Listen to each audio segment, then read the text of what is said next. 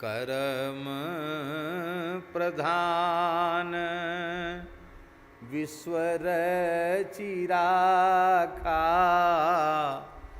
जो जस करे सो तस फल चाखा। को न काऊ सुख दुख कर दाता, निज कृत कर्म भोग सब भ्राता। इतने वचन हैं शास्त्रों में। अवश्यमेव भोक्तव्यम कृतम कर्म शुभाशुभम, नाभुक्तम क्षीयते कर्म कल्प कोटि शतैरपि। भोगना ही पड़ेगा। तो महाराज जब सारा जीव जगत कर्माधीन ही है, तब तो ये है कि भाई वो स्वतंत्र तो है ही नहीं, कर्माधीन है। उसको कर्माधीन होकर सुख दुख आदि भोगना पड़ेंगे। और मान लो कोई ऐसे कर्म उसके ऊटपटांग हैं, बहुत ध्यान से सुने, ऐसे उसके ऊटपटांग कर्म हैं पूर्व जन्मों के, कि जिन कर्मों के कारण वह भगवत प्राप्ति के पथ में चल ही नहीं पा रहा है। उसके दुष्ट दूषित संस्कार बार बार विक्षेप उत्पन्न कर देते हैं। और ये समस्या है, साधकों की ये समस्या है। तो भगवती पार्वती जी ने कहा कि ये सारा जगत कर्माधीन है, और जब कर्म के ही अधीन है तो बेचारा व्यक्ति कैसे प्रयास करे। और कर्म के जाल में तो वो फंसा हुआ है न जाने कितने जन्मों से, और कर्मों का नाश तो होना नहीं है, क्योंकि वो तो भोग से ही होगा। और जब तक भोग से पूरे पुराने कर्मों का नाश होगा, तब तक नए नए कर्म और कर लेगा। तो वो तो कभी खत्म होने वाले हैं नहीं, नए नए हो रहे हैं क्रियमाण, वो संचित में जा रहे हैं, संचित से प्रारब्ध में आ रहे हैं। बस संचित क्रियमाण प्रारब्ध इसी फेरे में पड़ा रहेगा जीव। फिर भी जीव जब कर्म के अधीन है, तो जीव भक्ति कैसे करे, कैसे भक्ति करे।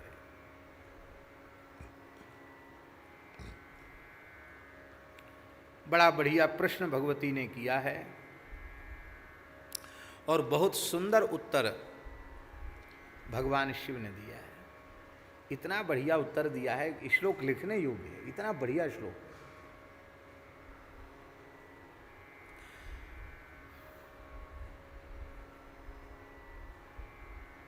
पिताजी, भगवान शंकर कह रहे हैं कि कर्माधीनम जगत सर्वम अवश्य में भोक्तव्यम कृतम कर्म शुभाशुभम। ये सामान्य व्यवस्था है।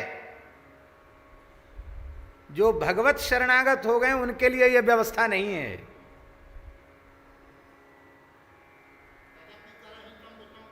हाँ, तदपि करहि सम विषम विहारा, यद्यपि सम नहीं राग नरोसु, गहि न पाप पुण्य गुण दोषु, तदपि करहि सम विषम विहारा, भक्त अभक्त हृदय अनुसार है।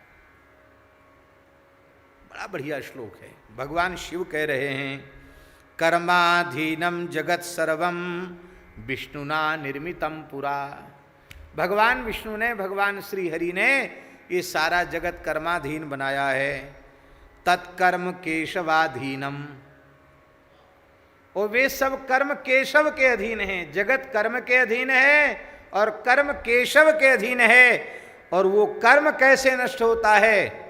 बोले तत्कर्म केशवाधीनम राम नामना विनश्यति। वो केशव के अधीन जो कर्म हैं वो राम नाम से नष्ट हो जाते हैं। राम नामना विनश्यति, इसी का भाव गोस्वामी जी के शब्दों में। मंत्र महा मणि विषय ब्याल के,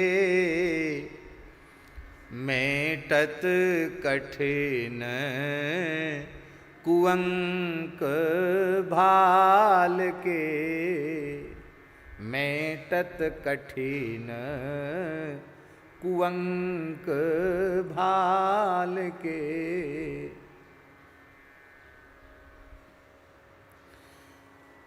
हरि गुरु संतों की कृपा से कर्म नष्ट हो जाता है।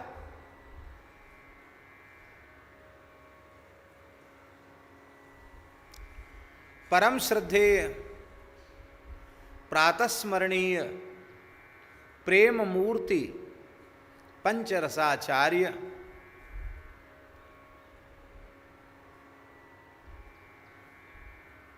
अनंत श्री समलंकृत श्रीमत् स्वामी रामहर्षण दास जी महाराज,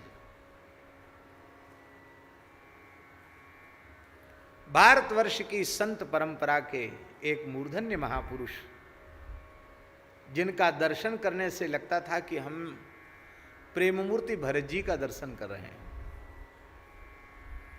निरंतर भगवत प्रेम में विभोर रहने वाले ऐसे आचार्य स्वरूप भगवत स्वरूप महापुरुष, मैं स्थान भूल गया हूं, वहां किसी मध्य प्रदेश में कहीं वो थे अपने परिकर के सहित, किसी सत्संग यात्रा में थे और अनन्य गुरुनिष्ठ महंत श्री हरिदास जी महाराज, जिनकी सरकार के प्रति अगाध निष्ठा थी, वे उस समय सरकार की सेवा में थे।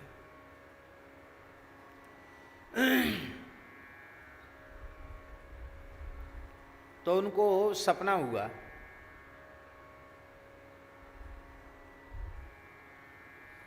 उनको स्वप्न हुआ कि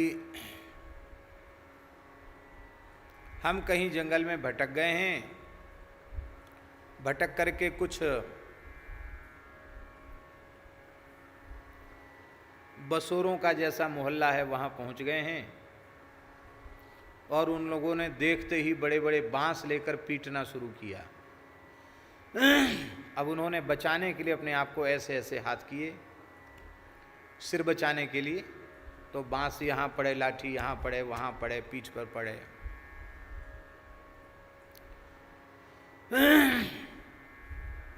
लगा कि मर ही जाएंगे। अब ये लोग छोड़ेंगे नहीं, क्योंकि ये बहुत बड़ी संख्या में, ये मार ही डालेंगे, सपने की बात है। उन्होंने आर्त भाव से सरकार का स्मरण किया, हे गुरुदेव बचाओ, आज हमारे प्राण चले जाएंगे। तो तुरंत उनकी निद्रा भंग हो गई, और निद्रा भंग हो गई तो स्वप्न चला गया।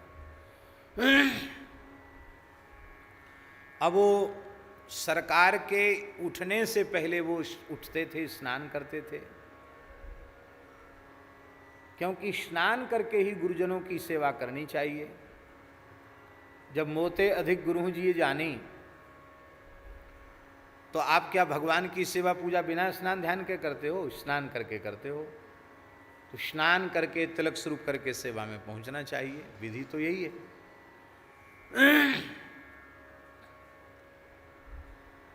गुरुजनों का शरीर अशुद्ध नहीं होता, उनके स्नान आदि के छींट भी शरीर पर पड़ जाएं तो सारे धरती के तीर्थों में स्नान का पुण्य प्राप्त हो जाता है। शास्त्रों में ऐसा लिखा हुआ है। ऐसा नहीं कि हम स्नान करके तिलक करके हैं और गुरुजी तो अभी डोलाल होके आए हैं, बिना नहाए हैं, नहीं, ऐसा नहीं। भाव की बात है। तो श्री हरिदास जी महाराज उसी भाव से सेवा करते। स्नान तो जब वो स्नान डोलाल गए, उसके बाद जब वो हाथ धोने लगे तो उनसे मिट्टी छुई नहीं जा रही थी, बर्तन पकड़ा नहीं जा रहा था। उनको ये क्या हो गया? तो देखा तो वो बांसों की जो मार पड़ी थी, उसके घाव, उसके चिन्ह उनके शरीर, हाथों पर थे, हाथों से बचाए थे ना। सपना सच्चा हो गया। अब जैसे तैसे उन्होंने नहा तो लिया, पर संतोष नहीं हुआ और उन्होंने सरकार के सामने जाकर के रोते हुए कहा, मेरे सारे शरीर में भारी वेदना है, ये देखो ये घाव सब हो रहे हैं, जैसे कोई लाठी पड़े ना, लाठी पड़ने से हाथ फूल जाए, छाले पड़ जाए, ऐसे। अब लोग कहते सपना झूठा होता है। तब पूज्य सरकार ने कहा कि हरिदासी प्रत्यक्ष में ऐसे कर्म का भोग होना था और वो अत्यंत दुर्निवार था, उसको भोगना ही पड़ता। सो ठाकुर जी ने कृपा करके उसका भोग स्वप्न में करा दिया। अब ना तो धरती पर ऐसी पीड़ा तुम्हें सहनी पड़ेगी, ना ही अब यमदूतों के डंडे खाने पड़ेंगे, अब तुम मुक्त हो गए।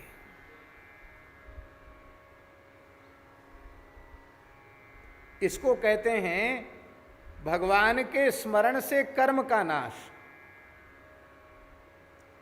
राम नामना विनश्यति, इसलिए जगत कर्माधीन है और वह कर्म केशव के अधीन है, और वो कर्म राशि राम नाम जपने वाले की जलकर भस्म हो जाती है। इसलिए भगवत शरणागत होकर भजन करना चाहिए। इस सहारे नहीं बैठना चाहिए कि जो कर्म के अनुसार जो होना होगा सो हो जाएगा, हमारे कर्म में लिखा होगा भजन करना तो हम कर लेंगे, भगवान की प्राप्ति लिखी होगी तो हो जाएगी। ये सोचना अपने आप को धोखा देना है। बोलो भक्तवत्सल भगवान की जय।